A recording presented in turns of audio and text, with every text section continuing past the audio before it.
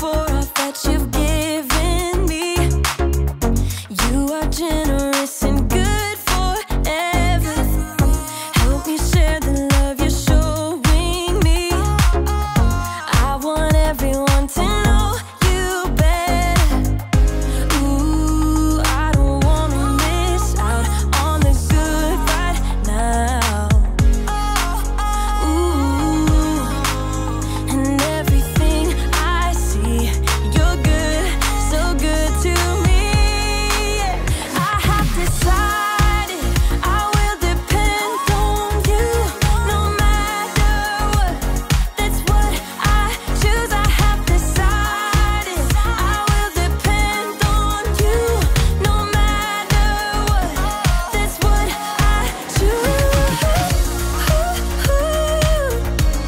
That's what I choose.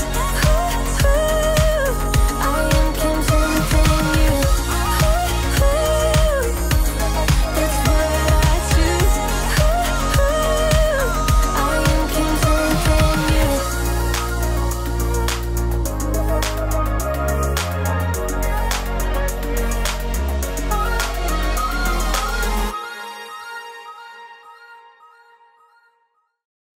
Welcome to another Story Lab.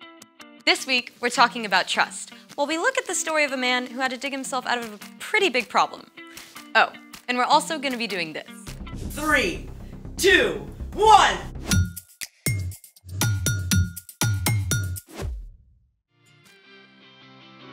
Hey, I'm Skylar. And I'm Sebastian.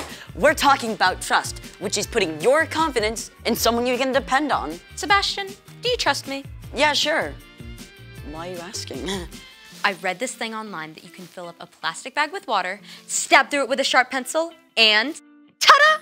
Nothing happens. The bag is leak-proof. Very cool. I mean, assuming you can trust the internet. Kids, you cannot always trust the internet. Great. So do you trust me to try out this amazing experiment? Yep, do your thing. Do you trust me to try it out over your head? No, that's different. Trust, my friend. This better work. Let's make it. Top secure? Top secure. Pencil? Pencil? Who even uses pencils? Pencil? Sharpen? I got an idea.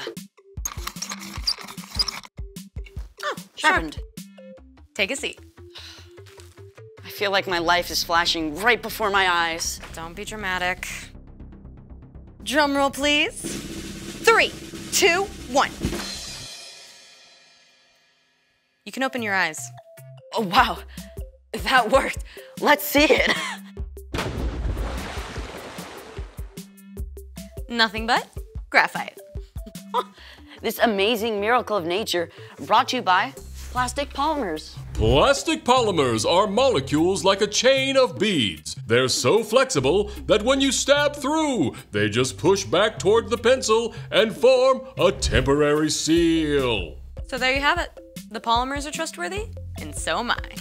Great. Now, do you trust me? Why? Because I have a pencil too. Oh no. Oh, yes. Ready? Drum roll, please. 3, 2, 1.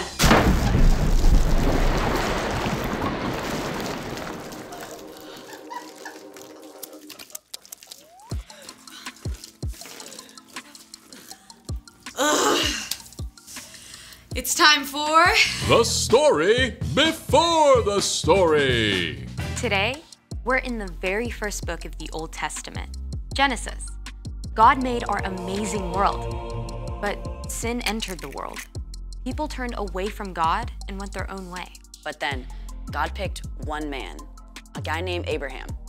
And even though Abraham was like 90 years old and had no kids, God told him to look up. And God promised he would have more kids than stars in the sky. Yeah, and the entire world would be blessed through Abraham's family. And Abraham did have a kid, Isaac. Isaac just so happens to be the hero in our story. Hey everyone, I'm America. Hey, Erica. In today's story, Isaac was in search of water. Isaac and his family and herdsmen lived out on the plains in the land of the Philistines. And for them, water was life. If they didn't have access to a good, clean well, they couldn't survive. Fortunately, Isaac and his family had some really great wells. They had plenty to drink, and their crops were growing well. Isaac seemed right on track to be living out the promises God gave his father, Abraham. Unfortunately, the Philistines who lived nearby and their king, Abimelech, became jealous of Isaac's success. They shoveled dirt into his wells, and he didn't have water anymore. You have become too powerful. Move away from us. Isaac had plenty of men who could stand against the Philistines and fight. But instead of fighting, he decided to trust God to take care of him. So, Isaac chose to keep his cool. He and his family packed up everything they owned. They moved on and made camp in the valley of Gerar, where Abraham had lived for a time, many years before. All right, man, let's open up those old wells my father dug. Abraham's old wells filled with cool, clear water once again. The happy herds and flocks could drink their fill. Things were great! Until the nearby Philistine herdsmen showed up to challenge Isaac's servants. Step aside! The water's ours! You're gonna have to fight us for it! Whoa, easy does it, fellas. There's plenty of land in this valley for everyone. We'll move along. Again, Isaac could have fought back. But instead, he trusted. He and his family and his servants and flocks all moved camp down the valley. Once again, his servants set out to dig new wells. The new wells also produced clean, clear, cool water. But it wasn't long before the Philistine herders arrived on the scene to take over these new wells too.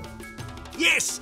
Another day, another well for us! Take it down a notch, please. There's still room for everyone. But we could knock them flat! Yes, we could, but we're not going to. Move on out, boys.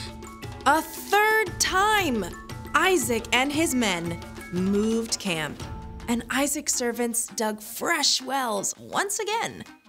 But this time, Isaac was left in peace. In fact, King Abimelech himself showed up to make it official. Why have you come to me? You were angry with me and sent me away. We saw that the Lord was with you. Make a peace treaty with us. Give us your word that you won't harm us. Yeah, I can do that. Isaac prepared a feast for the Philistines, and early the next morning, the men made an agreement to keep peace with each other. Then, the Philistines went on their way. The end. So Isaac kept trusting God no matter what. And finally, Abimelech showed up to make peace. Yep. If Isaac had started fighting back, he might have been enemies with the Philistines forever. But sometimes God wants us to stand up, right? For sure. Trusting God can look a lot of different ways. For sure. So, what's our part in this story? Good question. You can trust God no matter what. For example, maybe you practice hard all summer to make the soccer team, but you don't. You can trust God that all your hard work matters, and God has a different place for you to fit in. Or you're starting at a brand new school. You can walk through those doors trusting that you are loved by God, and you will be okay, even if it takes a while to find your place. Oh, I totally had to trust God when I got a cavity filled last month. Right there. It did not feel super awesome. There are so many reasons to trust God. One of the best is because God sent Jesus to give his life for you and me. Putting your faith in Jesus shows you trust God. For sure. I think y'all got it. Bye for now. So here's the thing. Trust God no matter what. Ooh, I gotta write this down. Thanks for joining us in the Story Lab. We'll see you next time.